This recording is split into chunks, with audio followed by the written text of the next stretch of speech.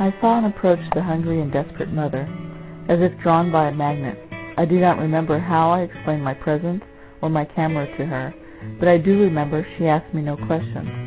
I made 5 exposures, working closer and closer from the same direction. I did not ask her name or her history. She told me her age, that she was 32. She said that they had been living on frozen vegetables from the surrounding fields and birds that the children had killed. She had just sold the tires from her car to buy food. There she sat in that lean-to tent with her children huddled around her and seemed to know that my pictures might help her. And so she helped me. There was sort of an equality about it. Dorthea Lange, 1936.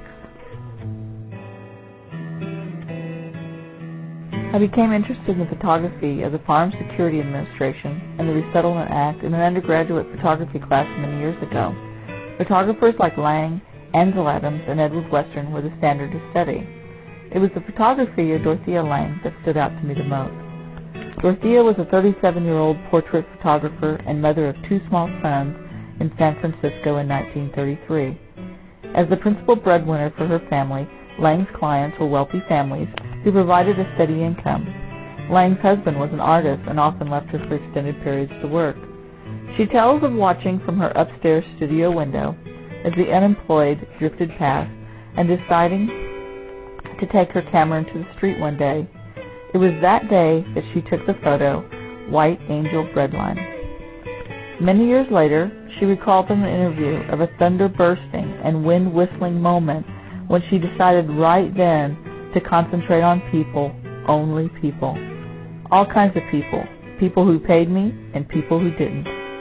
She began to photograph demonstrations, strikes, crowds, angry protesters. When she put these photos on the wall of her studio, her privileged clients asked, "Well, what are you going to do with this kind of thing?" She said she didn't know.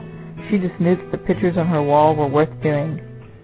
She soon left San Francisco and began to work with the Farm Security Administration. I had come across the work of the New Deal program, thinking the government had offered an amazing opportunity for artists. Photographers were hired to document the success of the government programs, essentially creating public relations pieces, but instead opened the eyes of the world and created memorable images that the most affluent nation was struggling. Dorthea carried a loose-leaf notebook and made extensive notes of her many photos, the individuals, and locations. The photos would not be developed for some months until she returned to Washington, and once printed, she wrote long captions to describe her experience. She took thousands of photos and wrote simple but detailed text blocks she called field reports. They usually started like this: August 21st, 1939, near Grant Pass, Josephine County, Oregon. Hop picker with her children goes from paymaster's window to the company-owned store adjoining. She had earned 42 cents that morning. She spent it for 1 pound of bologna sausage, 1 package of Sensation cigarettes, and 1 mother's cake. These detailed descriptions were a battle with her director when it came time for publication. Dorthea insisted captions be included with her photos. As a result of these arguments, she would be fired and rehired 3 different times while employed with the FSA. Dorthea often asked her subjects permission to take their photo. She noticed a commonality with her subjects. They never asked to be photographed. She immediately saw they wanted her to tell their story. The desperation and need was evident in their faces. These subjects became deeply honest. They didn't challenge us.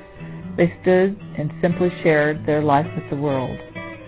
Dorthea knew all this was more than documentation. She had a duty to tell these stories.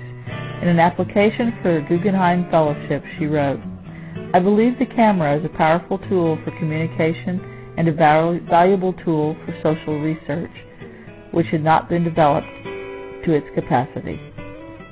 Of her work with the Farm Securities Act, she commented, "This is what we did, how did it happen, and how could we?"